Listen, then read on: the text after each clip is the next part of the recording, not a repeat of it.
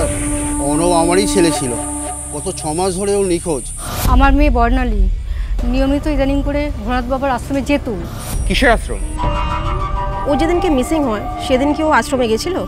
সেটা তো বলতে পারবো না। এ তো কঙ্কাল। কলকাতা থেকে দূরে এক মফস্বল শহর, সেখানকার থানায় বিগত কয়েক মাস ধরে একের পর এক জমা পড়তে থাকে মিসিং ডায়েরি। যারা নিখোঁজ তাদের অধিকাংশের বয়স 25 থেকে 26-এর মধ্যে। তারা সবাই প্রত্যেকেই ছিল অত্যন্ত নিম্ন মধ্যবিত্ত পরিবারের ছেলে মেয়ে, আর সবাই ছিল চাকরি প্রার্থী।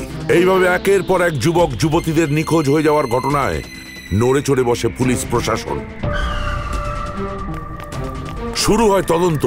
জানা যায় যারা হারিয়ে গেছে তারা নিখোঁজ হয়ে যাওয়ার আগে প্রত্যেকেই যেত এলাকার একটা আশ্রমে। আজকাল মাঝে মধ্যে আশ্রমে যেত স্যার। বর্ণালীর মাও কিন্তু একই কথা বলেছিল।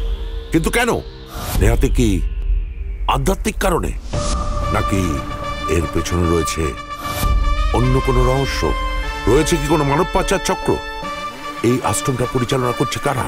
জানতে হলে দেখতে হবে ক্রাইম ডায়েরি, সান বাংলার পর্দায় সোম থেকে রবি প্রতিদিন রাত 9:30টায়। রোমহর্ষক অপরাধের নতুন নতুন কাহিনী। প্রতিদিন অপরাধী হয়তো নিঃশ্বাস ফেলছে আপনার ঘরের কাছে। সাবধান হও বাংলা। ক্রাইম ডায়েরি, সাবধান হও বাংলা, প্রতিদিন রাত 9:30টায় সান বাংলায়।